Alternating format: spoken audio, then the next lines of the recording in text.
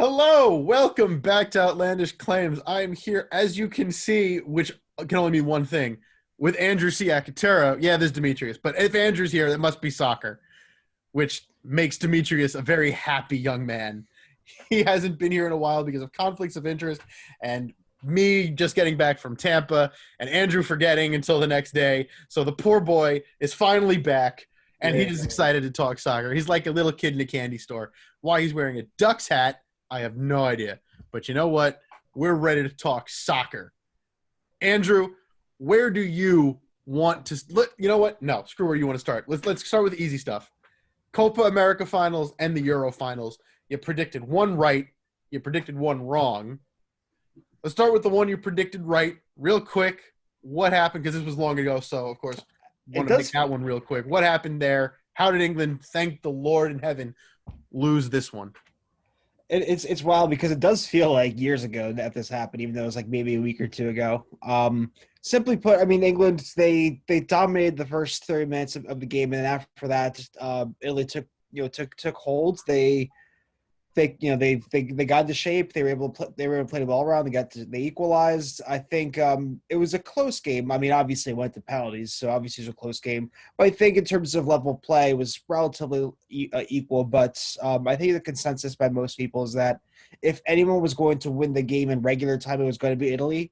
And then penalties happened, and penalties are hard to kind of really talk about. So let's talk about them. I it's hard. I can't rag on people for missing or anything like that. I can only rag on people. I think Gareth Southgate got out coached in this one. I think Mancini had his number throughout the game, minus the first 30 minutes. I think with the players, I disagree with the strategy of bringing on people just for the sake of penalty kicks for a number of reasons. The reason why you in these major tournaments, you practice penalty kicks over and over and over again, is because you want it to be so like you're taking a free throw in basketball, where you're like in the moment of the game, and when everything else is going around behind you, whether it's mentally, whether it's whether it's you think about the next play, with everything going around, there's supposed to be an automatic switch that's muscle memory that you put the ball back in that you shoot your free throw and it goes in. Now, there's something to be said about players being too tired to take penalty kicks or just not having the mental wherewithal to do so. And that is true. However, there's also something for someone coming off the bench with too much energy and thinking too much about the penalty kicks, where if you look at the players who scored, they've been on the field the entire time, which is Harry Kane and Harry Maguire, the two Harrys. I just disagree with the concept of bringing someone on just to take penalties. I don't think it's. I also thought that I thought Jadon Sancho especially should have been on the field much earlier. And Jack Grealish is coming out now, wanted to take a penalty, and they kind of rebuffed him for that, which I thought was interesting. So beyond that, it's really that's the full analysis. Is that I just obviously penalties are a crapshoot to a certain extent, but you kind of put yourself in a position to win, and I don't think Gareth Southgate put his team in a position to win those. We're gonna skip over the disgusting crap that happened after the game, mainly because I already talked about that a couple of weeks ago when it happened, and I don't really want to do that again. But just speaking specifically about the loss. First of all, I still, again, want to smack you when I say you're an England fan. That being said, we'll move past that and say, are you hopeful for your future as a fan of the English national team? Look. As a fan of the team, are you hopeful for what's going to come in the World Cup, probably? Are you hopeful for the future of Euros? Yes, because to be fair, we never specified when it was coming home. To specify it's coming home in 2022. All right, we never specified when it was coming home. Okay, the problems I had with the year with the final of the Euros was scoring within like the first minute of the game. It's like, okay, we're up. We've proven that playing five in the back has actually worked. They've only given up to that point in the final one goal all tournament. Like the fact that they should have given Jordan Pickford the Golden Glove without a doubt. I think they did. Don't remember. The problems did come in defensively late in the game when they gave up that chippy goal to Bonucci. And then I was telling somebody about this for sure. It's like if there's one way England's going to lose in the Euros, it's on penalties. Because what's more English than losing on penalties? I have to agree with that. I think I posted a stat immediately afterwards, which was death taxes in England losing on penalties. It's something that England is known to do.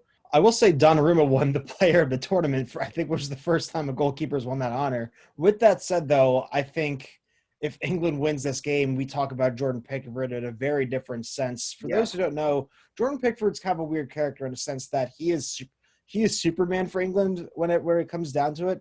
He's not really that way at Everton in Premier League. He got benched at one point for Robin Olsen. But I think he had an excellent tournament. I mean, if we talk about England losing on penalties, he saved two. He stopped Jorginho, which was kind of the big thing. I think if England holds their shit together in those penalty kicks, we talk about Jordan. They're building statues of this man. He's getting knighted like he's absolutely. I really do think it was a real nice coming of age moment to put Saka in as the last guy to take a penalty. Because mind you, he's 19, but the fact that he wanted to take it. There were talks about putting in Jack Grealish instead of Saka, and Saka was like, "No, I want to take it." And what I said was the one thing I will say about in reference to what I had covered like weeks ago is that Saka is not the reason they lost. Yeah, he kicked a fantastic job. It was just that the Italian goalkeeper made a fantastic save. I mean, Gianluigi Donnarumma is one of the better upcoming goalies in the world. So he was made a fantastic save. I liked the way Saka just wailed on that ball and just like, you know what? Go ahead. You want to beat me? You're going to beat my power. You're not going to beat my little hesitation move that other people want to pull. I'm just going to wail this thing at the net. You want to beat me? Go ahead. Try. Like there's and that the one. Dude kicked the hell out of that ball. I was honestly really sad that he got it. While I do appreciate that from Saka, there has to be a point as manager where you have to be like, no, we need Grealish to take this penalty kick. When push comes to shove, I want him as the number 5 guy. That's another thing, because that's something no one's talking about yet, is that they made Bukayo Saka the number 5. Now, we can go into the whole tactics of penalties, which isn't worth our time. But what I will say is number 5 is the guy that has to score. Yeah. That's like – usually people use like their second best player because you need your Harry Kane up there first or second to score because you have to get to number 5. But I'm just saying I wouldn't have put Saka as a number 5. Like that's where you put a Grealish. That's where you put a Rashford, which granted he missed. But that's a Sterling. He didn't take a penalty kick. He should have been number 5. Why? So it's like, again, like why wasn't Sterling number 5? Why wasn't Grealish number 5? I mean, granted at this level we can talk penalty kick laps to death. Yeah, these penalty kicks. I just thought it was odd that because we can talk about who's up for it, but there also has to be a game plan that isn't reliant on who's up for it. Because I watched Saka walk up to take that penalty kick, and I don't know what was said in the huddle beforehand, but if there was any bravado, if there was any confidence, it disappeared from him the moment he walked towards that circle, and you could see it. So I forget how many. And again, to your point, Pickford saved I think 2. I mean, I know he saved 2. I think he saved another one, which is the only reason they were still in it despite missing 2. So I mean. It's like the curse moment for the Seattle Seahawks. He makes one of the most insane catches in the Super Bowl of all time, and then like the ball at the 1 yard line, and then they threw the ball at the 1 yard line. So it's one of those. It's a similar thing where we can talk about now on the show how excellent Pickford was, but they didn't win, and now we're gonna forget about this. So we're gonna go to the Copa America final, which was the one you got wrong, and honestly I'm happy you got that one wrong. I'm really happy that Brazil lost. Finally something for Argentina a little bit, but what happened there? How did Brazil first of all, how did Brazil lose? And then on a second level, how did they get shut out? The shutout part's not that weird to me. I'm actually, I don't want to say as surprised as you are. I thought that with that team that they were going to put together, I know the joke is on composure, but for something about that Brazil team where they just fall apart in these major moments. There's so many times that you see, in World Cups and in major tournaments, they just kind of mentally fall apart at different stages.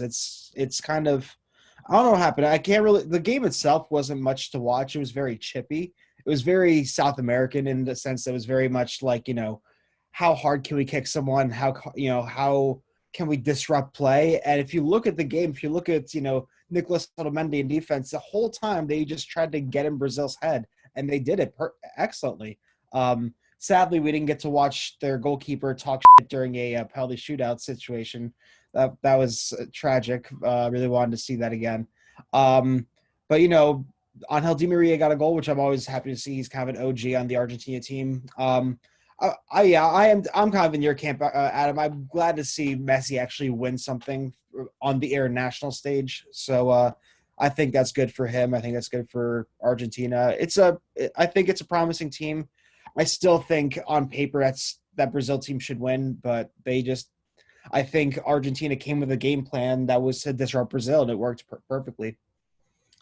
Speaking of game plans that disrupt, that's actually a really good segue. But so I'm going to use that segue. Talking about game plans that really disrupt a team that is better on paper. The Swedes against the U.S. women in the Olympics very famously did that. Scored one goal, shut them down on defense, much like the Irish team behind me did against Germany during the Euro qualifiers. Scored one goal, shut them down on defense, and had Hope Solo completely rip them apart, like for no reason other than because she thinks she's superior to everybody. She's not, apparently, because she let a goal in and they lost. Suck it up, deal with it. The Swedes, seemingly even better this time around, put up 3 goals, and according to every pundit out there, again, I just quote what I hear. I don't give my opinion unless it's Ireland. That's about it. Everyone out there says America just looked like they had no idea what the hell they were doing. So in that vein, did you see that an America that had no idea what the hell they were doing? And if you did, and even regardless, even if you didn't, how does America step forward from this? And then, of course, at some point, they're probably going to have to face Sweden again because they're the team that beat them. So they're probably already guaranteed a way out. And maybe they have a rematch in the finals. So where does America go from here? How do they look to break the curse of Sweden? Is this just as bad as the American basketball team right now in the Olympics, or is this even worse? Well, before Adam gets to that, they just slapped up New Zealand 6-1. So the bounce back. All right. Well, at least they bounced back and won a game. Unlike the Americans on 2 own goals.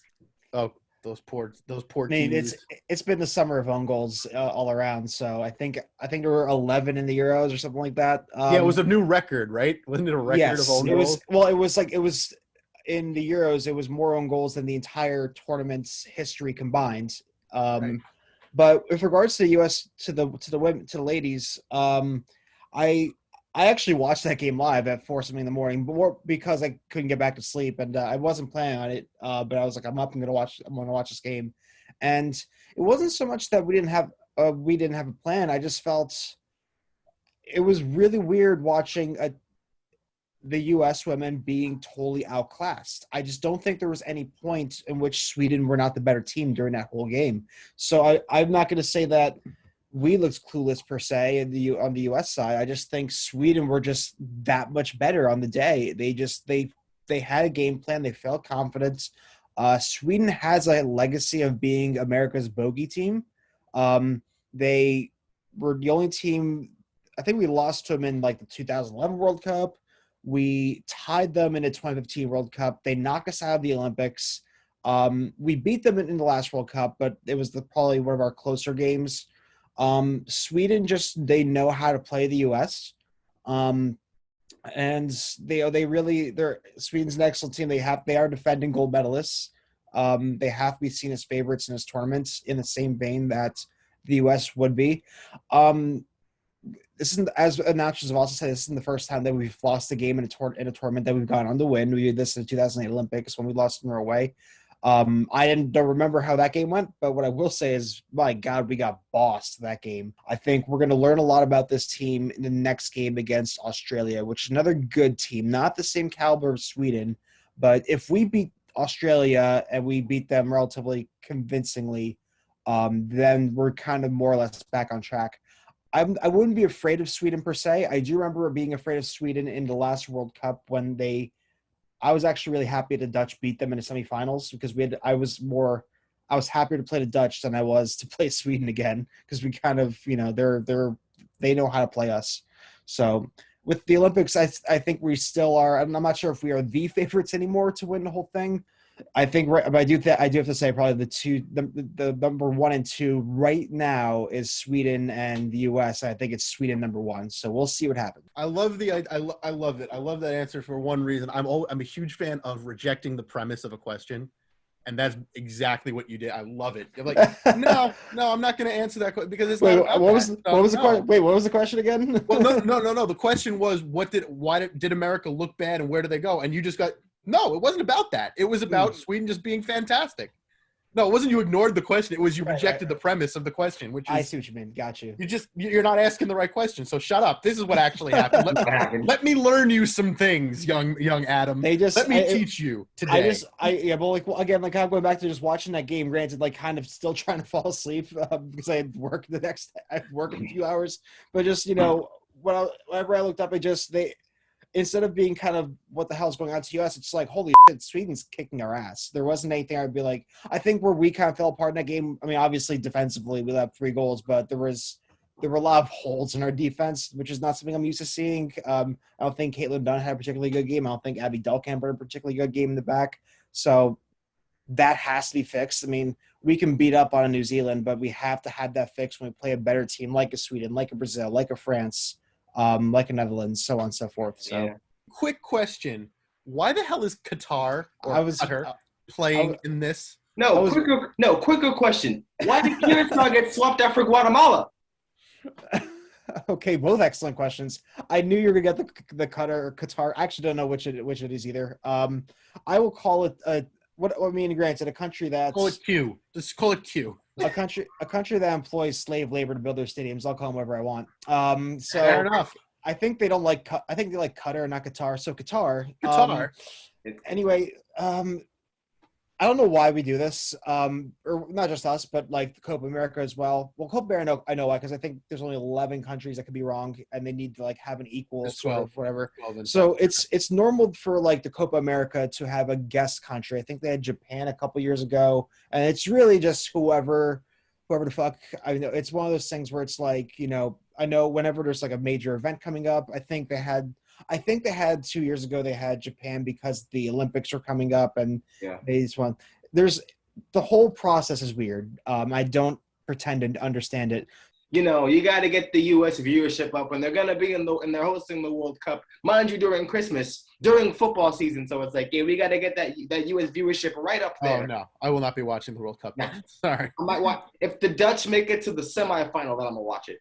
And then we got Frank de Boer managing. So, I mean, they'll be gone. No de Boer team can do anything. We learned this one. Didn't he already get let go? No, that's right. They did fire Frank de Boer. I forgot. Glad to be here. Frank de Boer is gone. Glad I can be here. De Boer is not, and that's hockey. So, Demetrius, your question was about Curacao. Yeah, I remember. I was on Instagram looking at the group drawings, and I'm like, okay, we drew in the group that had El Salvador, I believe, and Mexico, and then a couple of days later, I'm looking on YouTube for the highlights, and I'm seeing we got swapped out for Guatemala. It was a COVID thing, I think, from what I recall. A bunch of there was a breakout in the Curacao team. They had to, I think they had to bring together a Guatemala team like 2 days before the tournament started. Yeah. Oh my God. The group, I saw the drawings on the MLS page 2 days before the tournament. We've got our quarterfinals set. So the games were yesterday and today. Qatar versus El Salvador, Mexico versus Honduras. Costa Rica versus Canada, USA versus Jamaica. This was recorded before the first 2 games. So, Andrew, Demetrius, this will be the quick piece of the show. Predictions for who wins and moves to the semifinals. You want to go first, Andrew? Sure thing. Qatar beats El Salvador. Mexico beats Honduras in a close game. Mexico has not been as good. Still the best though at this point. Then Canada beats Costa Rica, and then we beat Jamaica. But Jamaica's not, I wouldn't say our bogey team, but I wasn't thrilled to get drawn against Jamaica. When I say we, I mean the U.S. and playing that whole game. We're like, oh, we won this. Yeah, so the U.S. beats Jamaica, but in a close game. Possibly penalties. Possibly penalties. Oh dear. Oh man, Demi, what you got? he took it from me. All right, here's how it's gonna go. All right, Qatar blows out El Salvador. Mexico beats Honduras by at least 2 goals. I could see it. Canada beats Costa Rica. I'm gonna call that score 3-2. And then the U.S. and Jamaica, I call it play out a close game, 1-1, and by maybe the 80th minute, the U.S. scores, wins it. All right. I like that little prediction there. Now, for more in-depth discussions here, whatever. Is Canada now good? Yeah. Yes, with an asterisk. Canada's always had decent players. They've never had the caliber of players they have now, but they've always been decent. They've always just choked in the very early rounds of qualifiers.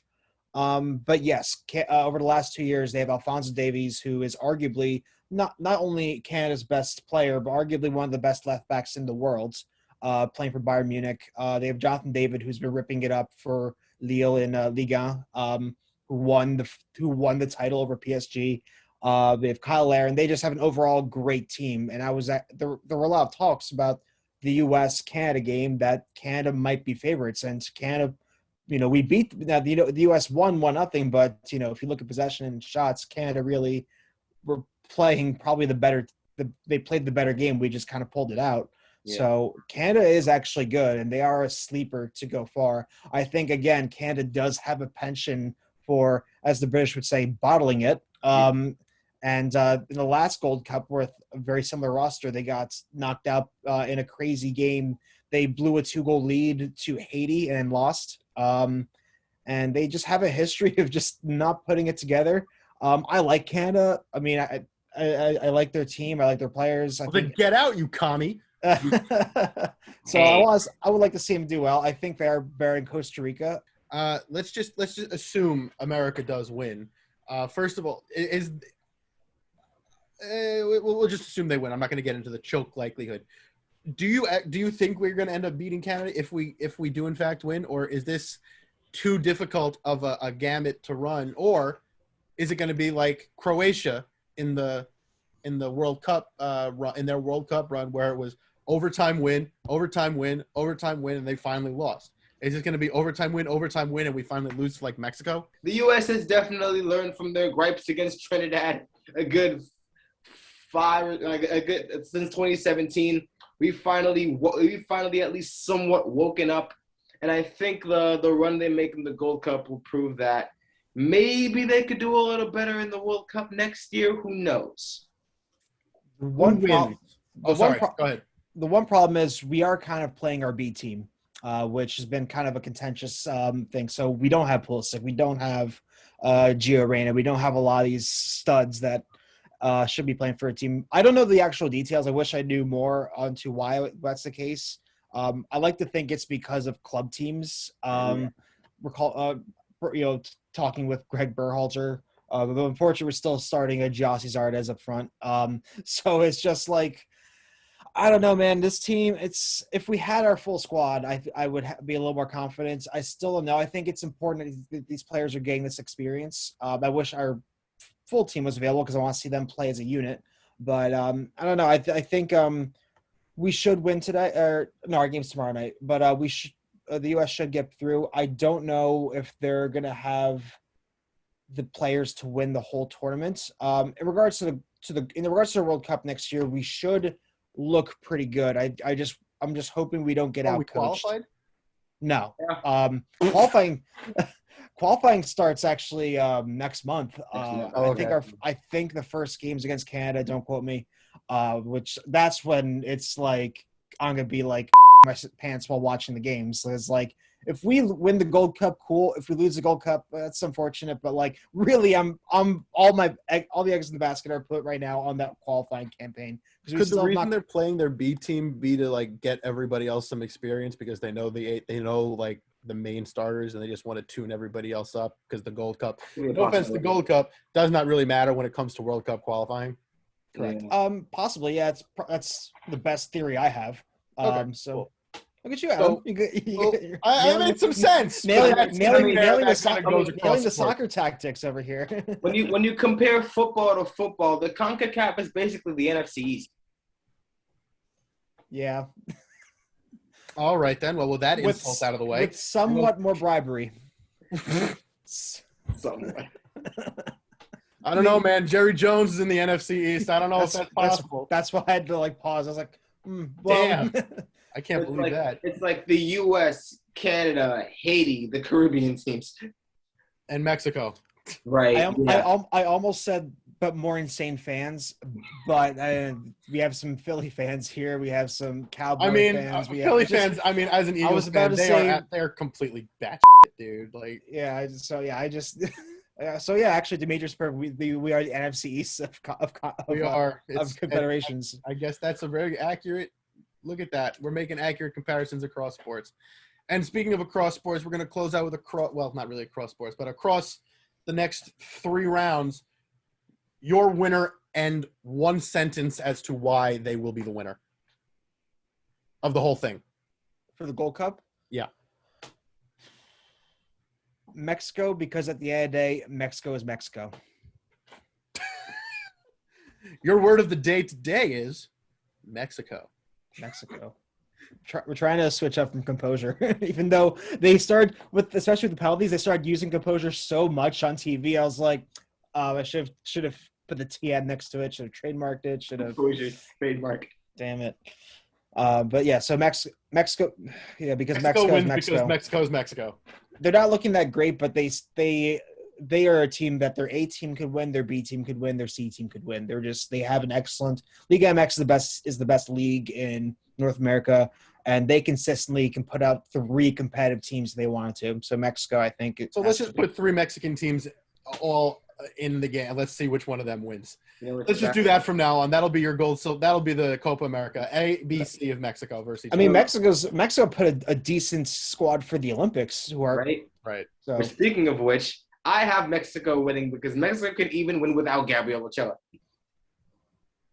That's right. Gabriel Ochoa is not, or Guillermo Ochoa is not playing in the Gold Cup. He's playing in the Olympics. Yeah, it's true. Wow. And Mexico, and there's a whole different discussion we had about the Olympics, but the Olympics is interesting because you get to see which federations actually give a shit about the Olympics. Yeah. And Mexico does give a shit about the Olympics. And France definitely does not, based on their performance. They got shit on 4-1. They got smashed up. Spain cares. They're putting some of the players on the Spain team have played a full season in La Liga, have played the Euros, and are now in the Olympics, which I think has to be a war crime. That is a 365-day season. That's absurd. I can't wait to see that. It's okay because it's all vibes in the back. All right. It really is. But I was saying because I've been critical on the show in the past of Spain and the way that they've been playing. But looking at this team now, I mean, granted they did another 0-0, but I don't care. I'm playing they're trying their very best. They're very tired. Well, that will do it then. They're exhausted, the poor things, and it's vibes for working a 365-day season in soccer. Demetrius, Andrew, thank you very much for being here for soccer. Always appreciate it. We'll be back tomorrow with some final thoughts for the week. Thanks for watching. We'll see you then.